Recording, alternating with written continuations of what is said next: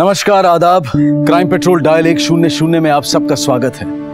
कई बार जिंदगी में हम बिना सोचे समझे जल्दबाजी में फैसले करते हैं और कभी कभी ये फैसले हमारी सोचने समझने की ताकत को खोखला कर देते हैं। हमसे जल्दबाजी में वो करवा देते हैं जिसका खामियाजा एक बड़ी कीमत से चुकाना पड़ता है। और कई बार तो ये फैसले बहुत महंगे साबित होते हैं और हमारी जिंदगी की दिशा को ही बदल देते हैं।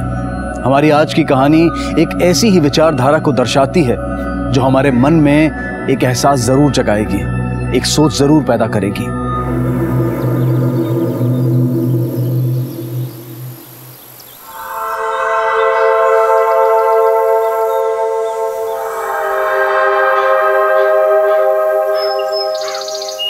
ये ले, पानी पी ले, सब ठीक हो जाएगा।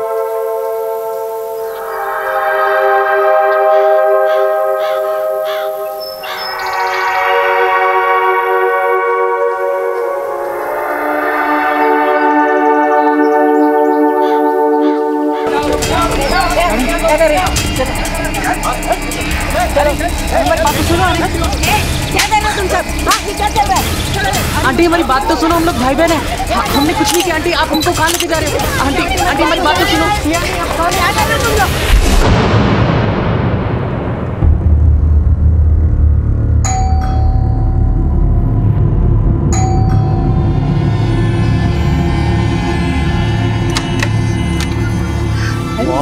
बहुत तेज भूख लगी, जल्दी खाना लगाइए। हाँ। और हाँ जल्दी, वरना मेरी मूवी छूट जाएगी। मूवी देखने जाना है मुझे। ठीक है, लेके आती। हाँ।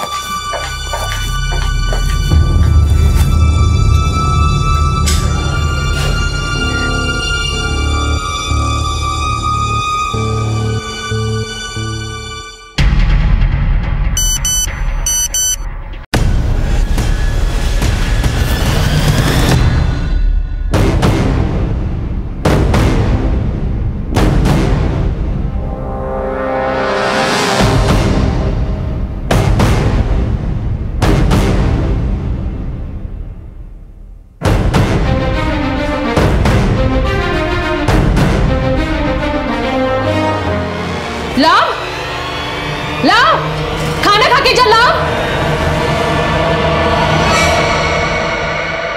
सर कल दोपहर से हमारा बेटा घर से निकला हुआ है, अभी तक वापस नहीं आया और उसका फोन भी नहीं लग रहा है। आपके बेटे की उम्र क्या है? सर बस अभी 2 महीने पहले 18 साल का हुआ है। अच्छा, वो बता के गया है कि कहाँ जा रहा है? नहीं सर, मैं उसके लिए किचन में खाना बना रही थी, वो बिना खाना खाए चला गया। वहाँ जाने से पहले बोल रहा था कि दोस्तों के साथ मूवी देखने जाना है। कौन से दोस्तों के साथ? नहीं सर, ये तो मैंने पूछा ही नहीं, लेकिन ऐसा पहली बार हुआ है कि वो रात भर घर नहीं आया और देर होने पे कम से कम वो फोन तो करता है। हाँ सर, लव कभी भी रात भर घर से बाहर नहीं रहा। आपने उसके दोस्तों से पूछा? सर 1-2 दोस्तों को हम जानते हैं, लेकिन उन्हें भी कुछ पता नहीं। अच्छा, लव कौन से स्कूल में पढ़ता है? एपी पब्लिक स्कूल में। Sir 12th class, section C, science student है। आप अपने बेटे की कोई फोटो लाए? जी सर, ये लीजिए सर। आपका बेटा बाइक से ट्रेवल करता है? जी सर, हमने उसके बर्थडे पे गिफ्ट की थी। पांडे, ये फोटो को आसपास के सभी पुलिस स्टेशन में सर्कुलेट करो। और बाइक का ये नंबर बिल्कुल क्लियर दिख रहा है। अपने खबरियों को कहो कि ध्यान रखें अगर ये बाइक कहीं मिलती है। और हाँ, इसके कॉल रिकॉर्ड्स को चेक करो, देखो कि आखिरी बार इसके फोन से किस नंबर पे कॉल किया गया। और इसके स्कूल में भी पूछताछ करते हैं, शायद कुछ पता चले। Yes sir. सर उस दिन स्कूल से घर जाते हुए हम पार्क में बैठ गए थे क्योंकि नेहा की तबीयत खराब हो गई थी। सर हमें गलतफहमी में पकड़ा गया था, तो मम्मी पापा ने पुलिस स्टेशन में आके क्लियर किया कि हम दोनों भाई बहन हैं, गर्लफ्रेंड बॉयफ्रेंड नहीं। फिर जाके पुलिस ने इनको जाने दिया। सर लव ने इस बात को लेकर पूरे स्कूल के सामने हमारा तमाशा बना दिया था। लव बहुत दिखावा करता है सर, क्योंकि वो बहुत पैसे वाला है। जब देखो तब सबको नीचा दिखाने में ही लगा रहता था। ऐसा कोई दिन नहीं था कि वो किसी को नीचा ना दिखाए। लेकिन सर ये एंटी रोमियो ड्राइव इंसिडेंट पे बात बहुत बढ़ गई थी। तुम और लव तो कजन हो, एक ही घर में रहते हो ना? नहीं सर, हम लोग अलग अलग घर में रहते थे। कल स्कूल खत्म होने के बाद तुम लोग लव से मिले थे? नहीं सर। कल स्कूल खत्म होने के बाद में तुम दोनों कहाँ गए थे? सर स्कूल खत्म होने के बाद हम सीधा घर ही गए थे। सर लव के फोन ट्रैकिंग से पता चला है कि उसकी लास्ट लोकेशन फजलपुर मैदान की थी। सीधा फजलपुर मैदान चलते हैं, हो सकता है लव के बारे में बाकी जानकारी हमें वही मिले। Yes sir. कहते हैं कि बच्चों के चरित्र में उनके घर की परवरिश का असर जरूर दिखाई देता है। पुलिस को अब तक जितना भी लव के बारे में पता चला था उससे यही जाहिर होता है कि लव को अपने पिता के पैसे और रुतबे का काफी अहंकार था, और यह जग जाहिर है कि अहंकार अक्सर पतन का कारण बनता है। क्या लव का यही अहंकार उसकी जिंदगी के पतन का कारण बनने वाला था? आखिर कहां था लव और क्या हुआ था उसके साथ? एक मिसिंग कंप्लेंट से शुरू हुआ यह केस पुलिस के लिए एक ऐसी चुनौती बनने वाला था जिसे सुलझाने के लिए पुलिस को लोहे के चने चबाने पड़े। नेहा मेरी बात तो सुन। अरे नहीं, मेरी बात तो सुन। नेहा सुन ना।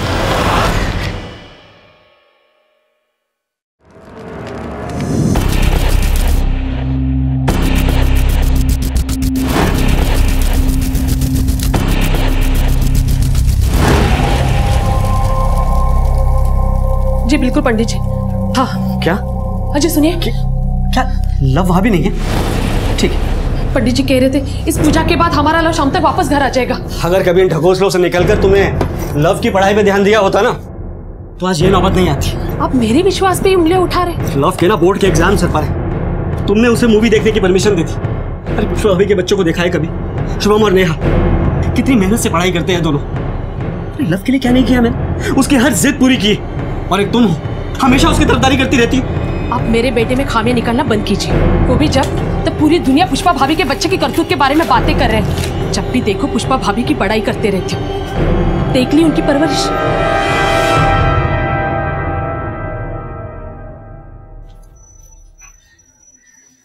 ले नेहा, ले। अरे नेहा कहाँ जा रही है? वो मैं अपने कमरे में खाऊंगी। अरे सुन तो, इसे अचानक क्या हो गया? पता नहीं माँ। तुझे पता नहीं? ऐसे कैसे हो सकता है? तू तो उसकी हर बात जानता है। जा बुला के ला उसे। हाँ माँ, तुम भी। वो पढ़ाई को लेकर कितनी टेंशन में, और तुम जब देखो मुझे उसके पीछे लगा देती हो। मैं जा रहा हूँ अपने कमरे में। अरे अरे सुन तो सही। सर वो बाइक देखिए, वो बाइक लव की बाइक जैसी लग रही है। एक मिनट गाड़ी रोको। पर सर खून के धब्बे देखने पर ऐसा लग रहा है कि ताजा नहीं है। और अगर हम ये मान लें कि लव के खून के निशान हैं, तो लव इस वक्त कहाँ होगा और वो घर क्यों नहीं लौटा? इसके अलावा सोचने वाली बात एक और है पांडे, कि लव यहाँ अकेले में किससे मिलने आया होगा या किस काम से। खैर, ये टायर के निशान को अच्छी तरह से चेक करो और ये ब्लड के सैंपल लो। लव के घर से उसका टूथब्रश लेके उसके डीएनए से मैच करके देखते हैं कि वाकई ये लव का खून है या किसी और।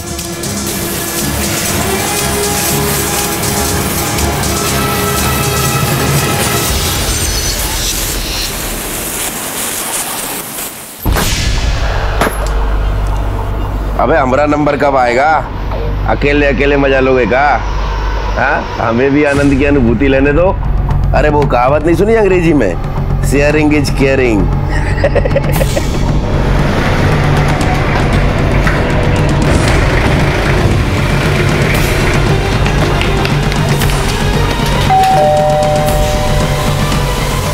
फजलपुर मैदान के पीछे हमने लव की बाइक खोली। हाँ, सब मेरा बेटा लव। देखिए वहीं पास ही हमें कुछ खून के धब्बे भी मिले। सब मेरे बेटे लव को कुछ हुआ तो नहीं है? अभी कुछ भी कह पाना जल्दबाजी होगी, लेकिन उन खून के धब्बों के साथ लव का डीएनए मैच करने के लिए हमें लव का टूथब्रश चाहिए होगा।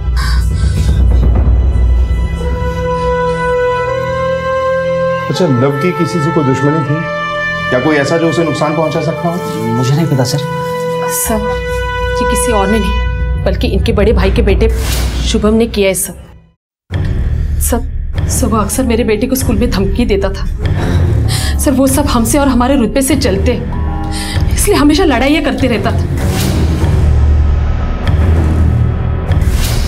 सर खुद लव ने मुझे सब बताया। अगर ये किडनैपिंग का मामला है तो फिरौती के लिए किडनैपर्स आपसे कांटेक्ट जरूर करेगा। तो जैसे ही आपके पास में कोई कॉल आए तुरंत हमें बताइएगा। जी सर।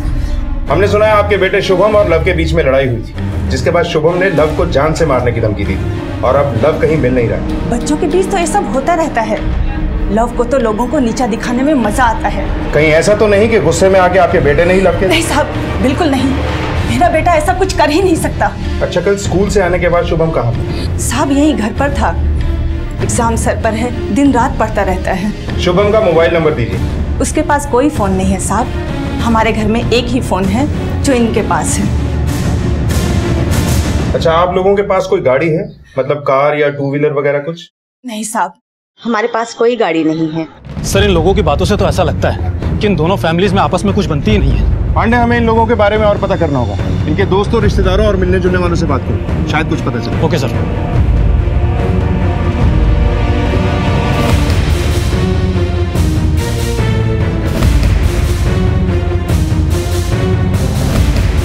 सर हमने राजेश के परिवार वालों के बारे में पूछताछ की। पूछताछ के दौरान पता चला है कि राजेश अनिल का बड़ा भाई है। इनके माँ बाप बचपन में ही गुजर गए। राजेश ने ही अनिल की सारी जिम्मेदारी उठाई थी, उसको पढ़ाया लिखाया, और अनिल को राजेश ने मैकेनिक वर्कशॉप खोलने में भी मदद की थी। लेकिन अब उस वर्कशॉप का मालिक अनिल है और राजेश उसमें सुपरवाइजर का काम करता है। बड़ा भाई छोटे भाई के अंडर काम करता है, ये क्या मत है? और जो दुकान राजेश ने खोली थी, अब उसका मालिक अनिल कैसे हो गया? सर यही नहीं, दोनों भाइयों की लाइफ स्टाइल भी एकदम अलग है। दोनों को देखकर ऐसा लगता है कि इनके बीच में कुछ भी ठीक नहीं है। एक काम करो, इस राजेश से मिलकर पता करो कि दोनों भाइयों के बीच में चल क्या रहा है। और राजेश अपनी ही दुकान पर अपने ही छोटे भाई के अंडर एक मामूली सी नौकरी कर रहा है। ये बात हजम नहीं हुई मुझे।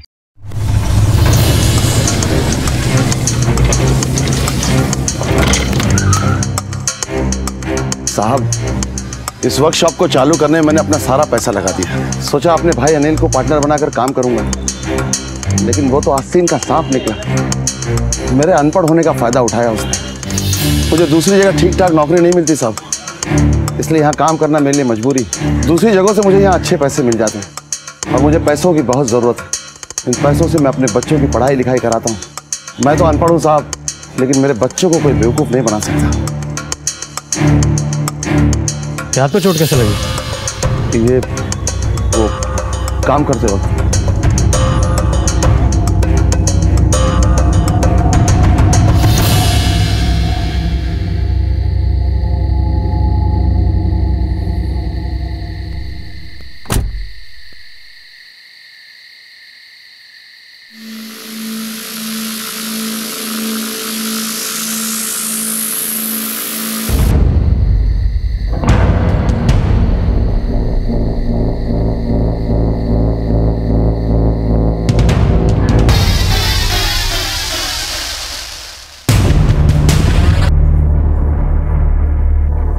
क्यों, क्या हुआ? अब अकेले बैठ के रोने से क्या फायदा? मैं कह रही हूं ना कि नेहा और शुभम ने लव को गायब किया है। आप उनसे जाके पूछिए ना कि कहाँ मेरे बेटे को छुपा के रखा है। आप पूछते क्यों नहीं है? मैं किस बात की बिना पर अपने बड़े भाई साहब के बच्चों पर उंगली उठाऊं? तुम्हारी इस सुनी सुनाई बातों की बिना पर? अरे कुछ तो सोच कर बोला करो कल्पना। सोच कर ही बोल रही। मैं उन्हें मुझे बताया था कि कैसे शुभम मुझसे छोटी छोटी बातों पर झगड़ा किया करता था, बल्कि आपके भाई साहब की पूरी फैमिली हमारी तरक्की से चलती। अरे बस करो, उन पर उंगली उठाने से पहले अपने अंदर झांक कर देख। तुमने अपने लाइफस्टाइल के चक्कर में ना लव को बिगाड़ रखा है, और कोई बहुत बड़ी बात नहीं कि लव के इसी शो ऑफ के चक्कर में किसी ने उससे दुश्मनी निकाली हो।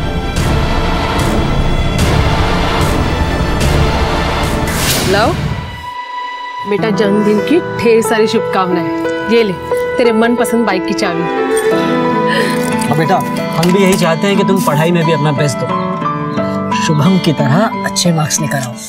तो मुझे क्यों दिए बाइक? उसको दे दो ना आप। अरे लव, मुझे क्यों दे दिया? अरे लव बेटा, लव कहाँ जा रहे हैं? आपने इसकी शुभम के साथ कंपेयर करना बंद कर दीजिए। और वैसे भी लव शुभम से भी बहुत ज्यादा होशियार है। पढ़ाई लिखाई और मेहनत इसको करने की क्या जरूरत है? इसके लिए जो भी करना है वो हम है ना, और बिजनेस भी तो है। इसे जो मजे करना है वो करने दीजिए। वैसे भी ये वक्त वापस लौट के नहीं आता है। जब हम किसी को नापसंद करते हैं तो हमें उनकी हर बात बुरी लगती है।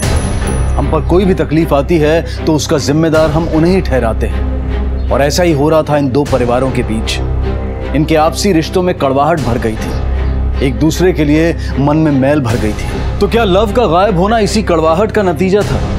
क्या लव अपनी ही किसी बुरी करनी का शिकार हो गया था, या फिर वो अपने माँ बाप के बुरे कर्मों की सजा भुगत रहा था? क्या लव के गायब होने के पीछे वाकई राजेश का हाथ था? आखिर कहाँ था लव?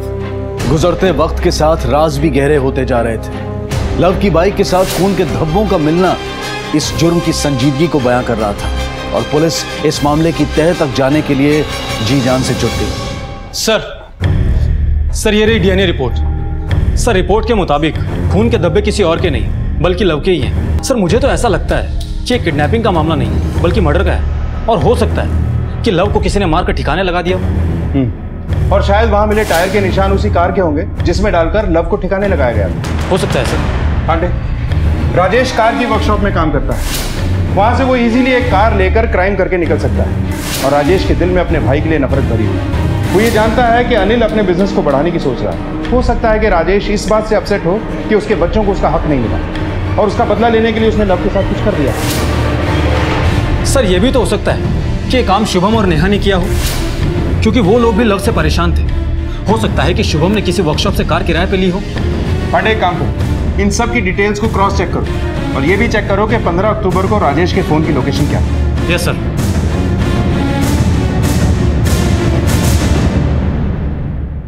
नहीं सर, उन्होंने यहाँ से कभी कोई कार नहीं दी और उनके बच्चे यहाँ से कार ले जाएं, ऐसा तो संभव ही नहीं। सर जहाँ तक हम जानते हैं राजेश भैया को, वो शुभम को 12वीं पास कराने से पहले कार ड्राइविंग नहीं सिखाना चाहते थे।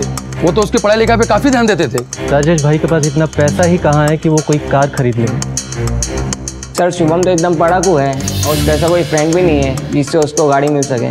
सर शुभम को गाड़ी नहीं चलाने आती थी, उसके पापा उसको पढ़ाई के अलावा और कुछ करने ही नहीं देते थे। सर मैंने अच्छे से पता किया है, शुभम और राजेश दोनों में से किसी ने भी कोई कार रेंट पर नहीं ली थी। मैंने इनकी लास्ट लोकेशन भी चेक की। जिस दिन लव लापता हुआ था उस वक्त राजेश अपनी वर्कशॉप में ही था और आस पड़ोस में पूछताछ करने पर पता चला है कि शुभम अपने घर पर ही था। सर कहीं ऐसा तो नहीं कि ये सब नेहा ने किया हो? आखिर लव तो नेहा को भी पसंद नहीं था। पांडे, कोई ना कोई ऐसी कड़ी जरूर है जो हमारी नजरों से दूर है। जैसे ही कड़ी हमारे हाथ आएगी, मुजरिम के हाथ में हथकड़ी होगी।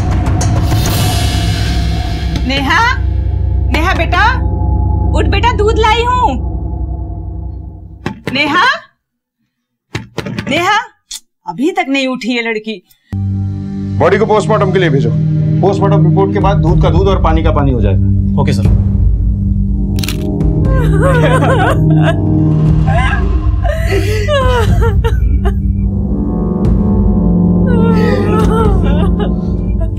आप लोग जरा बाहर जाएंगे, हमें फैमिली से कुछ बात करनी है।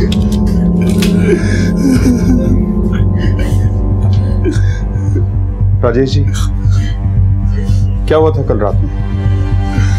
सर, नेहा को उसकी प्री बोर्ड की रिपोर्ट कार्ड मिली थी। मार्क्स बहुत कम थे, एक सब्जेक्ट में तो फेल ही हो गई थी, इसलिए शायद वो बहुत घबरा गई और रात में घर आई।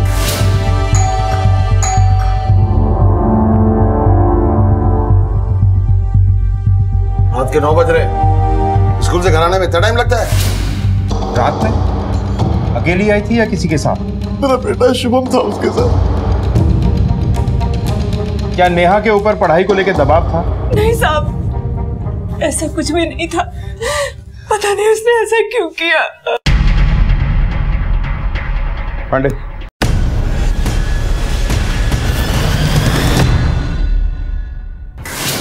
पापा ये मेरा रिपोर्ट कार्ड। आपसे मैंने कहा था बच्चों पर पढ़ाई के लिए दबाव मत डालिए, लेकिन आप नहीं माने। मुझे मेरी बच्ची वापस दीजिए, मुझे मेरी बच्ची चाहिए। पांडे, दोनों भाइयों के परिवार में अजीब सी कशमकश है। पहले छोटे भाई अनिल का बेटा लव गायब हो जाता है। हम इस केस को सुलझाने निकलते हैं कि बड़े भाई राजेश की बेटी नेहा की संदिग्ध हालत में मौत हो जाती है। यह महज एक इत्तेफाक नहीं हो सकता। जरूर कुछ ऐसा है जो हमारी नजरों के बहुत पास है, लेकिन हमें नजर नहीं आ रहा है। सर राजेश के मुताबिक नेहा अपने प्री बोर्ड्स मार्क्स को लेकर काफी परेशान थी, इसीलिए दोनों बहन भाई घर भी लेट आए थे। हो सकता है कि उसके माँ बाप हमें ना बता रहे हो और वो नेहा पर पढ़ाई का दबाव डालते हो, जिसकी वजह से नेहा ने सुसाइड कर लिया हो। सर नेहा की पोस्टमार्टम रिपोर्ट। सर नेहा की मौत फांसी लगने से हुई है। सर सबसे चौंकाने वाली बात तो ये है, पोस्टमार्टम रिपोर्ट के हिसाब से कुछ दिन पहले ही नेहा का अबॉर्शन हुआ था। अबॉर्शन? मतलब नेहा ने सुसाइड मार्क्स कमाने की वजह से नहीं की? जरूर कुछ ऐसा है जो उसके घर वाले हमसे छिपा रहे हैं।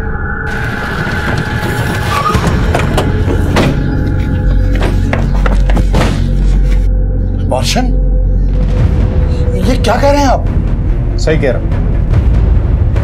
क्या नेहा का कोई बॉयफ्रेंड है?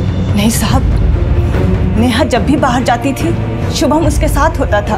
वो इन सब चीजों में नहीं थी, उसका किसी से कोई चक्कर नहीं था। शुभम, क्या तुम हमें कुछ बता सकते हो? सर कभी कभी हम साथ में होते थे, लेकिन कभी कभी नहीं होते थे सर।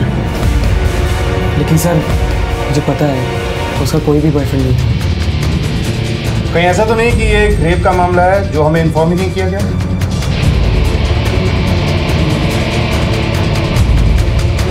से कुछ भी छिपा रहे हैं तो मैं आपको बता दूं कि ऐसा करना कानूनन जुर्म है। नहीं साहब, ऐसा होता तो हम पहले पुलिस कंप्लेंट करते। अच्छा, क्या इन दिनों आपने नेहा के बर्ताव में कुछ अजीब सा महसूस किया था? हाँ साहब, इन दिनों वो खोई खोई सी रहती थी और बहुत परेशान भी रहती थी। अरे नेहा, कहाँ जा रही है? वो मैं अपने कमरे में खाऊंगी।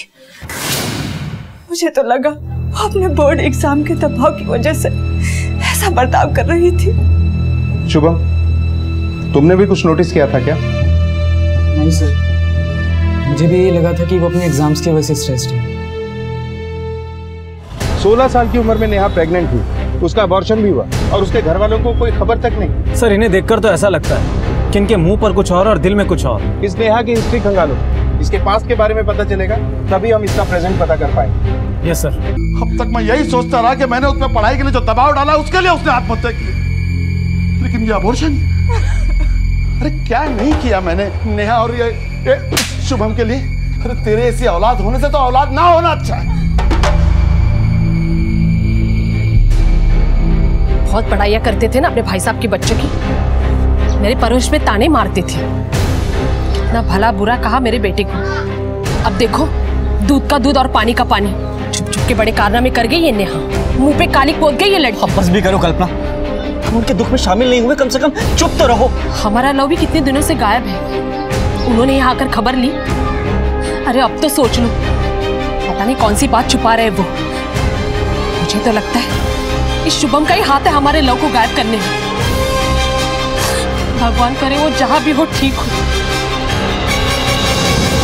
16 साल की उम्र में नेहा का अबॉर्शन सबके लिए चौंका देने वाला था, लेकिन नेहा का संबंध किसके साथ था और इस अफेयर का नेहा की मौत से क्या ताल्लुक था? क्या नेहा के घर वाले उसके अबॉर्शन के बारे में वाकई कुछ नहीं जानते थे, या फिर वो पुलिस से कुछ छिपा रहे थे? एक तरफ लव की गुमशुदगी और दूसरी तरफ नेहा की मौत, और उसके बाद जो कुछ सामने आया उसने इस केस को एक ऐसे भंवर में फंसा दिया जहां से पुलिस को कोई किनारा नजर नहीं आ रहा था। लेकिन पुलिस बड़ी मुस्तैदी से अपनी तहकीकात में लगी हुई थी।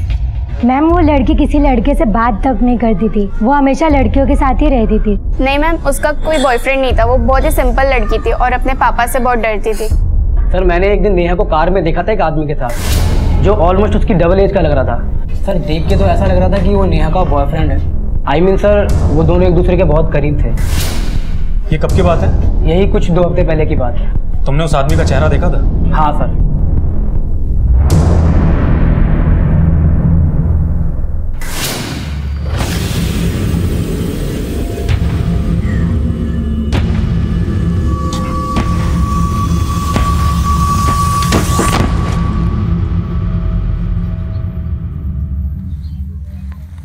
भाई, मैं प्रेग्नेंट हूँ। क्या क्या बोल रही है तू?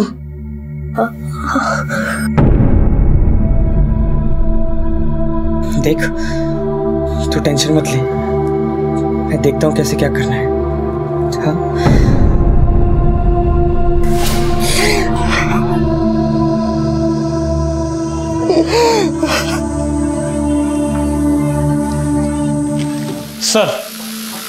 सर स्केच बन गया।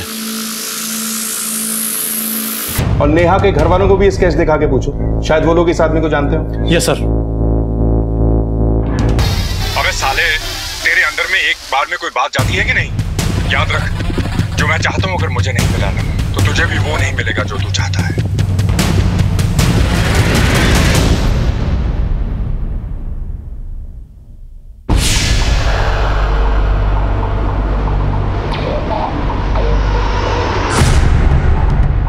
इसे देखा आपने कभी? नहीं साहब, इसे पहले कभी नहीं देखा। आपने देखा? जी नहीं। शुभम, तुमने देखा इसे? नहीं सर, मैंने भी नहीं देखा।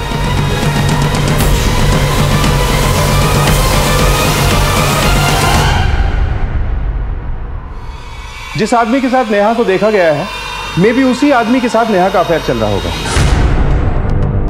और जो बच्चा नेहा ने अबॉर्ट किया है, वो बच्चा भी उसी आदमी का। पर नेहा का अपनी उम्र से दुगनी उम्र के आदमी के साथ अफेयर, और नेहा की फैमिली में भी उसे कोई नहीं जानता। हेलो सर, आज मुझे एक धमकी भरा लेटर मिला है।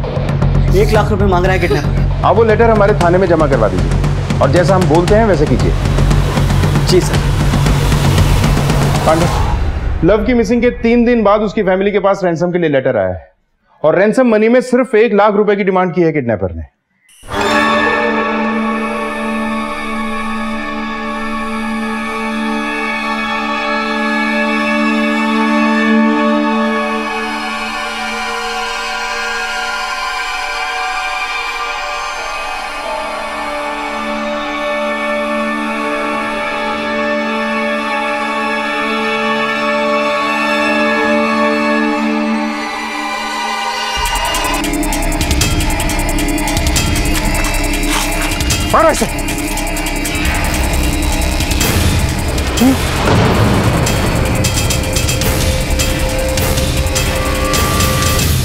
सर मैं बताता हूँ सर,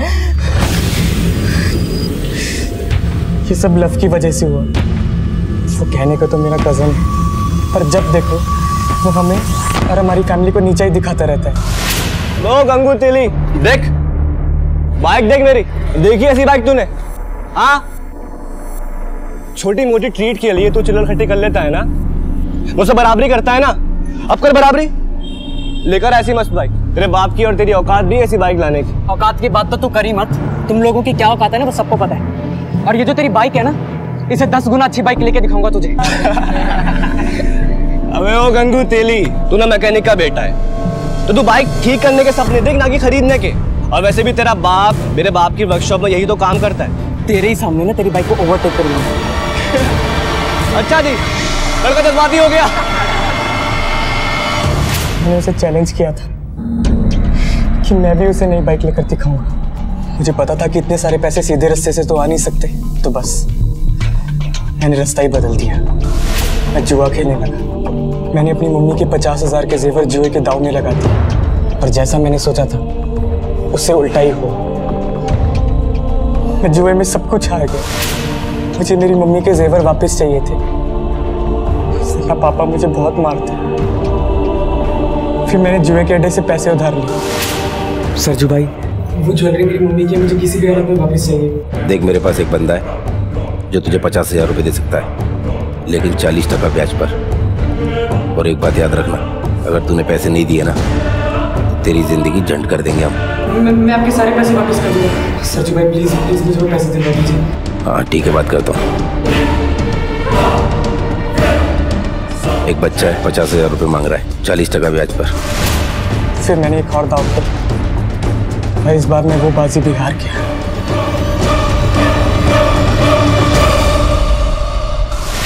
मुझे उधार लिए हुए पैसे और मम्मी के जेवर के लिए 1 लाख रुपए देने थे, वो भी ज्यादा ब्याज पर। फिर मैंने अनिल चाचू से फिरौती मांगी और वो लेटर उन तक पहुंचाया। लव को कहाँ रखा है? सर मैं सच बोल रहा हूँ, मैंने सिर्फ फिरौती मांगी थी, मुझे नहीं पता लव का है। सुताई तब तक करो जब तक सच नहीं होगा। देखो नहीं सर मेरी बात तो सुना सर, मैंने कभी नहीं किया सर। जल्दी पैसा कमाने और अपने मान सम्मान को बढ़ाने के लिए शुभम ने गलत रास्ता चुना, लेकिन वो ये भूल गया कि गलत रास्ता हमें सिर्फ गलत मंजिल पर ही ले जाता है और जिसका परिणाम सिर्फ बुरा ही होता है। शुभम ने जो कुछ भी किया उससे उसके माता पिता के सपने चकनाचूर होते दिखाई दे रहे थे। लव का अब तक कुछ पता नहीं चला था और पुलिस एक बार फिर से उसी चौराहे पर आकर खड़ी थी जहां से उन्हें सही मंजिल दूर दूर तक दिखाई नहीं दे रही थी। जिस दिन लव गायब हुआ उस दिन राजेश और अनिल दोनों वर्कशॉप में थे और कनपरा की फोन लोकेशन भी इनके घर की ही थी। फिर समझ में नहीं आता कि लव वहां मिलने किससे गया था और इसका फोन भी अभी तक नहीं मिला। सर रामबाग थाना से फोन आया है, जो स्केच हमने वहां भेजा था ठीक उसी आदमी की मिसिंग रिपोर्ट 2 दिन पहले उनके थाने में दर्ज करवाई गई है। सर यह है राहुल खत्री, यहाँ के ठेकेदार जयराम खत्री का बेटा। 2 दिन पहले इसके पेरेंट्स यहाँ इसकी मिसिंग कंप्लेंट लिखवाने के कुछ और इसके मोबाइल की लास्ट लोकेशन मेन मार्केट में पाई गई। उसके बाद मोबाइल स्विच ऑफ है। फोन रिकॉर्ड से कुछ मिला? ये 1-2 नंबर से काफ़ी टच में था, उसमें से एक को हमने पकड़ा है, नाम है सरजू। ये सरजू। क्या किया इसने? पास के मोहल्ले में जुआ और सट्टा चलाने का काम करता है। राहुल से कैसी दोस्ती? कैसे है वो तेरे टच में? साहब राहुल ही जुए में पैसा लगाता है, मैं तो सिर्फ संभालता हूँ। गायब होने से पहले राहुल ने आखिरी कॉल तुम्हें क्यों किया था? वो शहर में और जुए के अड्डे खोलना चाहता था, इसलिए। तुम लोग मिला कहाँ करते थे? शहर के बाहर राहुल के अय्याशी वाले अड्डे पर। सरजू को साथ लेकर राहुल के उस अड्डे पर जाओ। हो सकता है इस केस की आखिरी घड़ियां हमें वहीं मिलें। Yes sir. चौहान सर, हम इसके रिलीजिंग के पेपर्स चाहिए। Yes sir. सर एक और बात, राहुल सरजू के अलावा भी एक और नंबर पे बहुत टच पे था, वो है कल्पना सहदेव का नाम का। कल्पना सहदेव? लगता है लव और नेहा के केस से धुन हटने वाली है और इस केस के मुजरिम हमारी गिरफ्त में आने ही वाले हैं। जी नहीं सर, आप जैसा सोच रहे वैसा कुछ नहीं है, मेरा यकीन कीजिए। हमारे पास तुम्हारे और राहुल के कॉल रिकॉर्ड्स हैं। तुम्हारी भलाई इसी में है कि सच सच बता दो। जी, हमारा अफेयर 4 महीने से चल रहा है। राहुल अनिल का बिजनेस पार्टनर था। अनिल का वर्कशॉप अपग्रेड करने के लिए राहुल फाइनेंशियली हेल्प करता था। हमारी मुलाकात तब भी हुई थी। तुम्हारे इस अफेयर के बारे में तुम्हारे पति अनिल और बेटा लव जानता था? जी नहीं सर।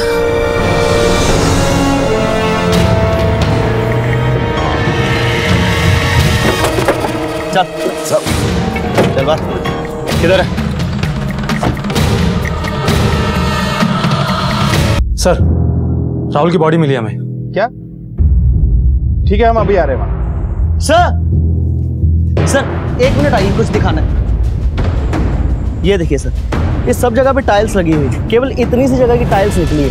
खुदवाओ इसे। सर ये देखिए।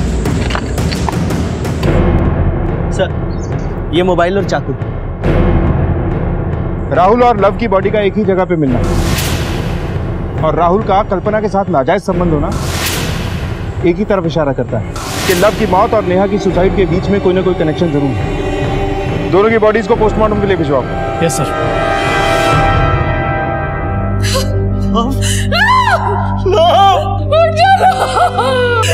मेरा बेटा।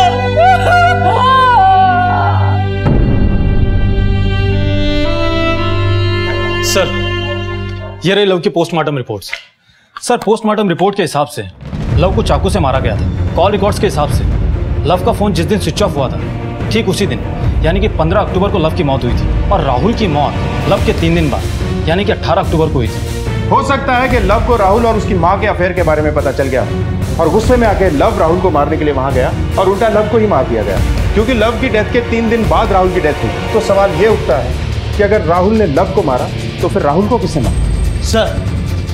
सर लव की बॉडी से जो चाकू मिला था उसके फिंगरप्रिंट्स राहुल के फिंगरप्रिंट से मैच हो गए। एक बात और सर, गाड़ी के टायर के निशान भी राहुल की ही गाड़ी के हैं। डीएनए रिपोर्ट के हिसाब से लव का ब्लड बाइक पर लगे ब्लड से मैच हो गया।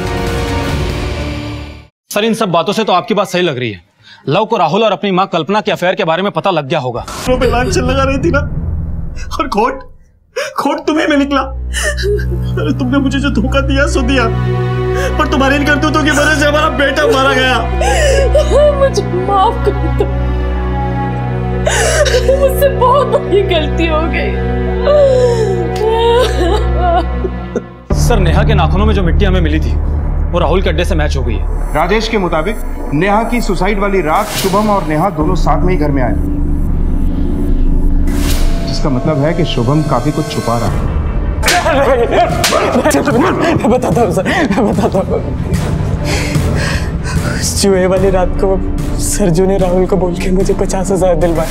एक बच्चा है 50,000 रुपये मांग रहा है 40% ब्याज पर, ताकि मैं अपनी माँ के जेवर छुड़वा सकूं। मैं सब कुछ हार गया था। मैं राहुल से कुछ मदद मांगने के लिए गया, लेकिन मुझे नहीं पता था कि उस शाम नेहा भी मुझे फॉलो कर रही थी। नेहा ने तेरा पीछा क्यों किया? नेहा मुझे कुछ टाइम से परेशान देख रही थी। मतलब अपनी बहन को राहुल से बचाने के लिए तुमने राहुल को मारा? नहीं सर, और बर्दाश्त नहीं करूंगा मैं। सिर्फ 16 साल की है बच्ची, तूने इसकी पूरी जिंदगी बर्बाद कर दी। अभी अबॉर्शन हुआ है इसका। तुम्हारे और तुम्हारी बहन के साथ इतना सब कुछ हुआ, अगर तुम पहले ही अपनी फैमिली या पुलिस को बता देते तो तुम्हारी बहन जिंदा होती।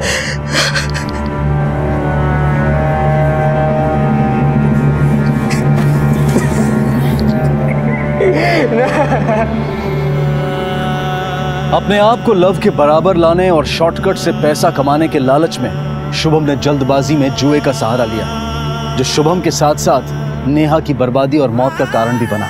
लव बिना सोचे समझे राहुल से उलझ गया और उसकी मौत हो गई। अगर उसने पहले अपनी माँ से बात की होती तो शायद आज वो जिंदा होता।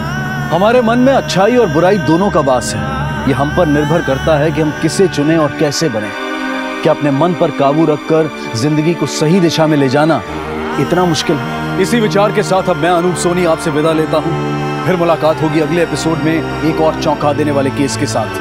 तब तक अपना और अपने परिवार का ख्याल रखें और देखते रहें क्राइम पेट्रोल डायल 100। सबक एक को सीख हम सबको। जय हिंद। ऐसे और भी मजेदार वीडियो के लिए हमारे चैनल को लाइक, शेयर और सब्सक्राइब करें।